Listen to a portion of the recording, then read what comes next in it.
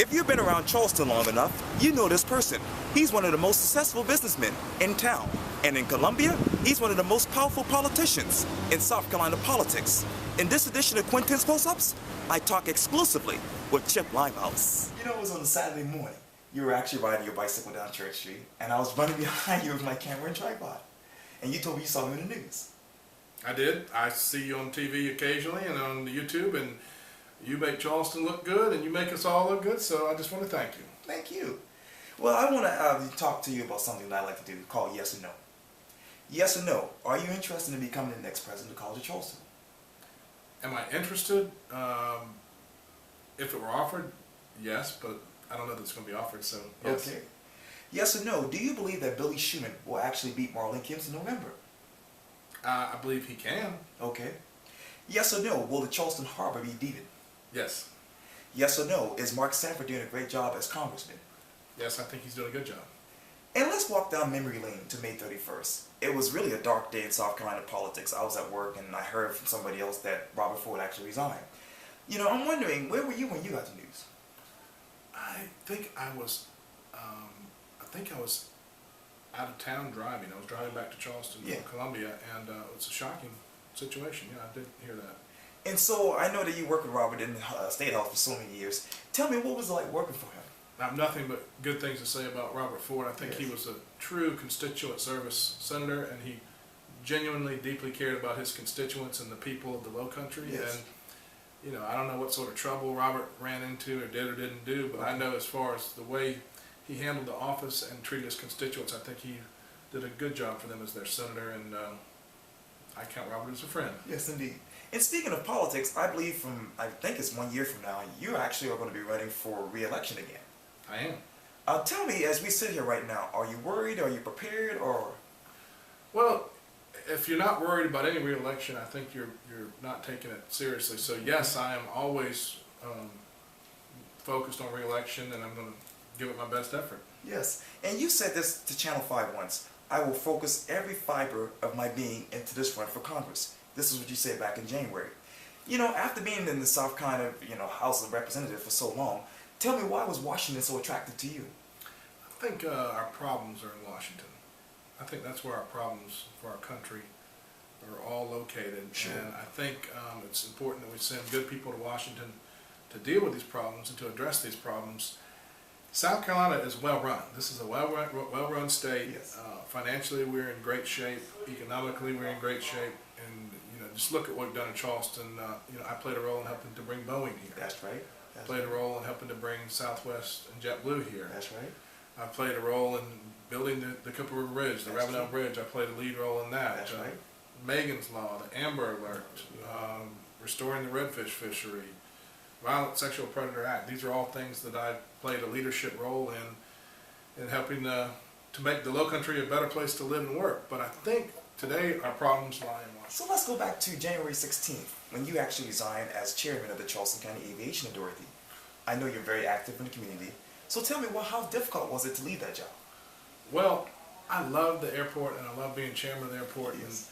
And we accomplished so many great things by the Boeing expansion, by Southwest, JetBlue, by increasing the volume to record numbers, the employments, and taking the airport to a truly international status.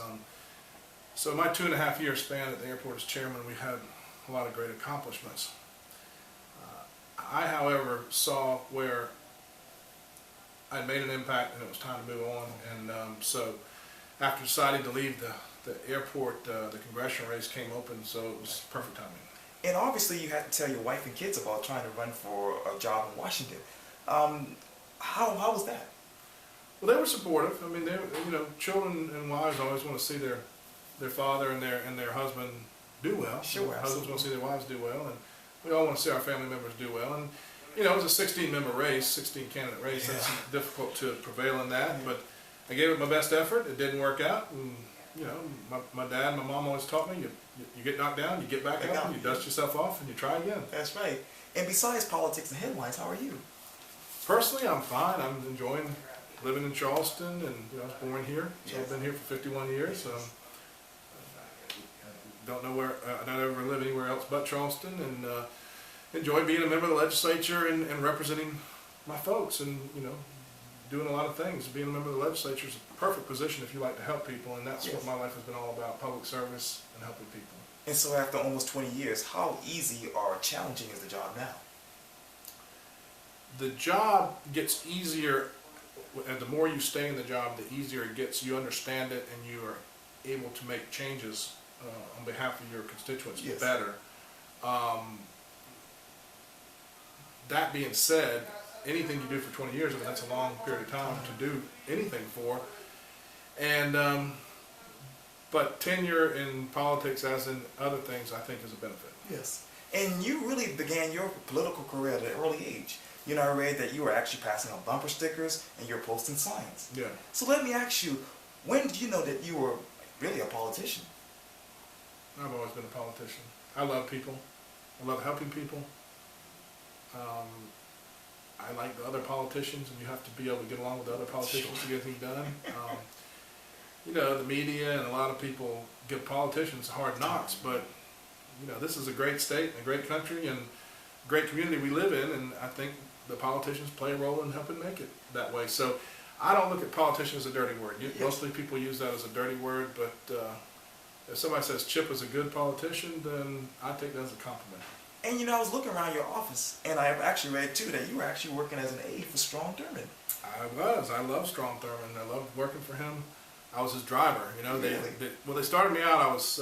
I think I was one of the youngest pages ever. I was 15 or 16, and they started me out in the mailroom and clerical stuff. And just I'm butterfingers. I can't type. I can't file. I can't do anything. So having me as a, you know, I've always been big, so having me as a large young man with all these girls in there, and I was butterfingers, I couldn't do anything right. Can't focus. And then the senator's driver got sick, and so Duke Short, his chief of staff, came in there one day and said, "Any of y'all in here know how to drive?" And I raised my hand and I said, "I know how to drive, I have a license." And so they made me Senator Thurmond's driver, so I drove him to embassies and to meetings in the Senate, and really everywhere he wanted to go. I drove him in his old Maverick. It was an old '68 Maverick. Yes. And it was had a few miles on the old car, but she hung in there, and it would rattle and shake, but I'd get where I was going. Wow. And I had to park it in the Senate parking garage next to Senator Kerry's Mercedes, and Senator Hines' big black Mercedes, and a BMW. They're all big and black, and then here I was in my red Maverick that I was parking for the senator. Right. And that just showed you what Strom Thurmond was. He was frugal. He kept cars. And he got the good out of him, and he didn't believe in getting rid of anything. Yeah, I see it. I can tell that. But, and you also worked as a volunteer campaign for the Reagan-Bush campaign in '84. I did. When I was in college, President Reagan was running for his reelect, and I got on the campaign team and was a volunteer coordinator, and we made some 90,000 home calls across the state with our team, about 50 people working full-time, and it was my honor to help get President Reagan reelected and be a ground soldier, a foot soldier in the Reagan Revolution, and we could use a little Ronald Reagan right now. I'm sure, I'm sure. And let's talk about your time. You touched on this briefly, but you're working in the South Carolina Senate as a page. Yes, sir. I was in the South Carolina Senate as a page when I was in college, and that was one of my college jobs, and worked in the U.S. Senate as a page and the South Carolina State Senate as a page later on while I was in college. And I would encourage every young person, if you're in college in Columbia, try to get a job as a page, because it's a good education and you get paid, and you get to be exposed to the process at an early age and watch your government at work. And that state government belongs to each and every one of you who's watching this show. It belongs to the citizens out there. So if you're watching this show, your state government belongs to you. Come on up, and we'd love to have you with us. Yes, indeed. And speaking of Columbia, you went there for USC for college. I did. I'm a Gamecock. That's right. Go Marcus Lattimore, and go Jadavian Clowney, and go Steve Spurrier. Oh, and yes. All of our great Gamecocks. We lost Marcus, obviously, to the injury in the NFL, and but even though Georgia beat us pretty bad last week, I saw that. I'm still a Gamecock through and through. And let's talk about your college years. I'm wondering, who was Chip Limehouse as a college student? I was a college student at USC and studied political science and history, and play pole. Yeah, we won a national championship. Yeah. National champions. That was a big deal. Yes, indeed. And I was happy to play on that team and captain the team, and that was a good highlight. So thanks for pointing that out. Oh, anytime. And let's fast forward to family and talk about your father, Buck Limehouse, who I saw a couple of weeks ago. Yes, sir. Tell me, how is he? You know, you can't keep him down. Yes. He's a dynamic person. That's right. Whatever he sets his mind to do, he's going to do. And you know, I think I got a lot of my work ethic from my father. He's a workaholic, and I like to work too. And Yes. it's just a trait of a Limehouse. Limehouses like to work. Oh, yeah. You guys can have a lot of properties around here. Talk to me about you as a real, as an entrepreneur. I'm in the real estate business, manage properties, do a little commercial sales, rentals. Wow. And we have a small chain of boutique hotels that my family is involved in, Yes. and we help with that, managing the hotels, and yep. So Charleston's a great place to do business. And let's talk about your wife, Susan. Yeah. I understand you guys got married in 1993? Yep. Tell me, how did you two fall in love? She worked in the U.S. Senate too. When I was working up there for Strom Thurmond, Yes. she was working for a senator from Georgia, Okay.